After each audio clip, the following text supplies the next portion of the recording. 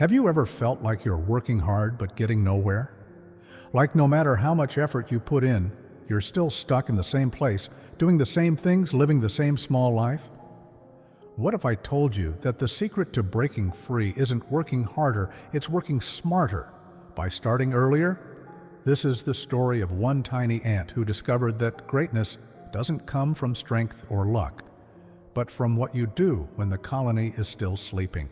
Stay with me until the end, because this might change how you see your own potential. In a vast forest beneath an old oak tree, there existed a colony of 10,000 ants. Among them lived a worker ant we'll call Atlas. Atlas wasn't special. He wasn't bigger, faster, or smarter than the others. Every day, he woke when the sun was already high, joined the endless line of workers, and spent 12 exhausting hours carrying food back to the colony. Crumb by crumb, grain by grain, Atlas worked until his legs ached and his body begged for rest. Then he would collapse in the crowded sleeping chamber, surrounded by thousands of other exhausted ants, only to wake up and do it all again. But Atlas had a secret pain that none of the other ants seemed to share. Every night before sleep, he would think, "Is this all there is? Work until I'm too tired to think, sleep, then work again?" He would watch the soldier ants, strong and respected, guarding the colony. He would see the scouts, brave and adventurous, discovering new territories, and he would wonder why he was stuck in the endless worker line, doing the same monotonous task day after day after day. His mother, an elderly ant who had worked the same job for years, would tell him, "Atlas, this is the ant way. We all have our role. Accept it and be grateful you have food and shelter." But Atlas couldn't accept it. Deep inside, he knew he was capable of more. One autumn evening, as the colony prepared for the coming winter, disaster struck. A heavy rain flooded the lower tunnels where the food reserves were stored. Panic spread through the colony. The queen called an emergency gathering, and her message was grim. "We've lost half our winter food. Unless we can replace it before the first frost, many of us won't survive." The entire colony mobilized, working longer hours, but it wasn't enough. Atlas worked until exhaustion. But like everyone else, he could only do so much in the daylight hours. Food sources were far away. Competition from other colonies was fierce. Time was running out. One morning, Atlas woke earlier than usual. The sleeping chamber was still dark and quiet. Most ants were still resting. He had gone to bed early the night before, too exhausted to stay awake. And now here he was, awake in the pre-dawn darkness, with an unusual feeling of alertness. Instead of going back to sleep, curiosity pulled him toward the colony entrance. He stepped outside into a world he had never seen before. The forest at dawn was magical. Dew covered every leaf like tiny diamonds. The air was cool and fresh. And most importantly, the forest was empty. No birds were awake yet. No competing ants from other colonies. The paths to food sources were completely clear. Atlas stood there, stunned by a simple realization. While everyone sleeps, the world is mine. He ventured out alone, something worker ants rarely did. Within minutes, he found a massive food source, fallen berries from a bush, completely untouched because no other ants had discovered them yet. He worked quickly, carrying what he could back to the colony. By the time the other workers woke and began their daily march, Atlas had already made 3 trips. When they asked how he had found so much food so quickly, he simply said, "I started earlier." That night, Atlas made a decision. "From now on, I wake before everyone else." The next morning, he forced himself awake in the darkness again. His body resisted. His mind whispered, "Just sleep a little longer. You worked so hard yesterday." But he remembered the feeling of having the forest to himself, of finding abundant food without competition, of accomplishing more in 1 quiet hour than in 3 crowded ones. He got up. Day after day, Atlas maintained his new routine. Wake in the darkness, work while others slept, return before the colony even stirred. Some ants noticed and mocked him. Atlas works at strange hours, maybe something's wrong with him. Others simply didn't care, but Atlas didn't need their approval. He had results. Within 2 weeks, Atlas had contributed more food to the winter reserves than any other single worker. The scouts began to notice. The soldiers began to respect him. Even the queen heard about the worker ant who started before dawn and achieved what others couldn't. One evening, the queen summoned Atlas to her chamber. Atlas approached nervously, unsure why the queen would want to see an ordinary worker. The queen studied him with ancient, wise eyes. "Atlas, I've been watching you. You've brought more food to our colony in 2 weeks than most workers bring in a month." "How?" Atlas answered honestly. "Your Majesty, I simply wake up earlier than everyone else. Before the forest comes alive, before competition arrives, I work. I get 3 hours of quiet productivity before the chaos of the day begins." The queen nodded slowly. "You've discovered something most ants never learn. Success is not about working the same hours as everyone else, but working harder. It's about working the hours others waste. Tell me, Atlas, what do you want?" Atlas took a deep breath. "I want to be a scout. I want to explore, discover new territories, find new food sources. I don't want to spend my life in a line carrying the same crumbs on the same path." The queen considered this. Scouts are chosen for their intelligence, bravery, and discipline. You've shown discipline by maintaining your early routine. Now I'll give you a challenge. For the next 30 days, continue waking early. But don't just gather food. Use that first hour to explore, to learn the forest, to understand patterns that others miss. If after 30 days you've proven yourself capable, I'll make you a scout. But if you fail, if you give up this routine, you'll remain a worker forever. Do you accept?" Atlas didn't hesitate. "I accept, Your Majesty." The next 30 days were the hardest of Atlas's life. Every morning at the same time, before the first light touched the forest floor, he woke. His body screamed for rest. His mind created endless excuses. "It's raining today. Stay inside. You worked so hard yesterday. Take a break.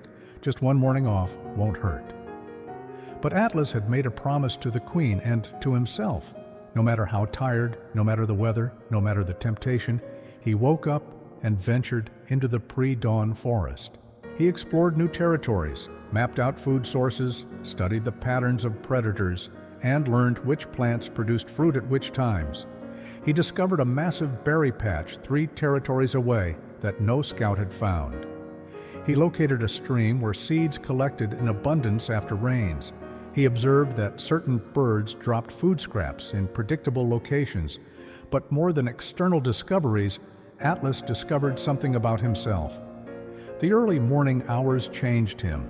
In the quiet darkness, without the noise and chaos of colony life, his mind became clearer.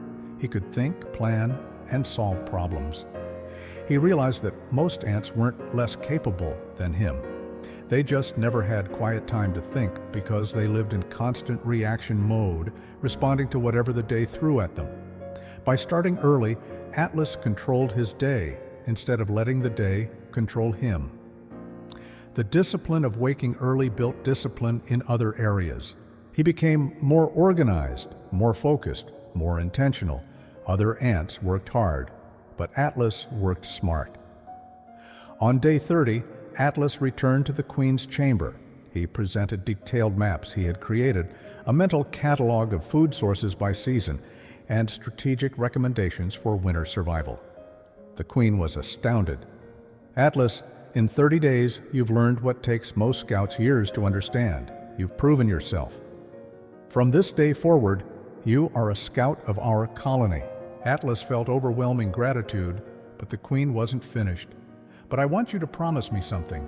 Never stop waking early. That's not just a habit. That's your advantage. The moment you sleep in like everyone else, you become like everyone else. Promise me." Atlas promised. 5 years passed. Atlas became the colony's lead scout, responsible for training new scouts and planning exploration missions. But he never forgot where his success came from. Every single morning, without exception, he woke before the colony. His routine became legendary. Young ants would ask, "How did you become lead scout?" You're not the biggest or the fastest. He would always give the same answer. I wake up earlier and use that time when everyone else is sleeping. While they dream, I build. That's the only difference. His life had completely transformed. He was respected, valued, and fulfilled. He explored new territories, solved problems, and contributed to his colony's survival in ways ordinary workers never could. And all of it started because one morning he woke up early and realized the world belonged to those who showed up first. My friend Atlas's story holds a truth that applies to us just as much as it applied to him. The advantage of rising early isn't about getting more hours in your day, it's about getting better hours. Think about it. When you wake up at 5 a.m. before the world comes alive, before notifications start pinging, before demands start flooding in, you have something precious. You have control. That first hour of the day belongs entirely to you. No boss is calling. No emails are urgent yet. No meetings are scheduled. It's just you and your goals. This is when you work on what matters instead of reacting to what's urgent. Here's what science tells us about the early morning hours. Your willpower is strongest when you first wake up. Throughout the day, as you make decisions and face challenges, your mental energy depletes. By evening, you're exhausted, making it nearly impossible to work on personal growth or goals. But at 5 a.m., your willpower tank is full. Your mind is fresh. Your focus is sharp. This is when you study, build skills, plan, and create. Successful people understand this. That's why you'll find CEOs working out at 5 a.m., entrepreneurs building their side businesses before their day jobs, and artists creating their best work before sunrise. They're not superhuman. They're simply capturing the advantage of early hours. But here's the hard truth that most people don't want to hear. Waking up early requires sacrifice. You can't stay up until midnight scrolling social media and expect to wake up at 5 a.m. feeling good. You can't binge watch shows until 1 a.m. and then complain that you're not a morning person. The advantage of rising early begins the night before. If you want to wake at 5 a.m., you need to be in bed by 9 or 10 p.m. That means saying no to things that waste your evenings. It means being intentional about rest. Most people fail at waking early, not because they lack discipline in the morning, but because they lack discipline at night. Let me give you the exact system that works, the same system Atlas discovered. Step 1. Set your wake time and never negotiate. Choose 5 a.m. and make it non-negotiable. Not 5:15 when you feel like it, not 6 a.m. on weekends, exactly 5 a.m. every single day. This consistency trains your body's internal clock. After 21 days, waking at 5 a.m. becomes natural. Step 2. Define your sacred first hour. Decide in advance what you'll do with that first hour. Don't wake up and then figure it out. Have a plan. Are you building a skill, studying for a certification, working on a business idea, exercising, writing? Choose one thing, just one, and commit to it for 90 days. This is your Atlas time, when you work on escaping your small life through routine. Step 3.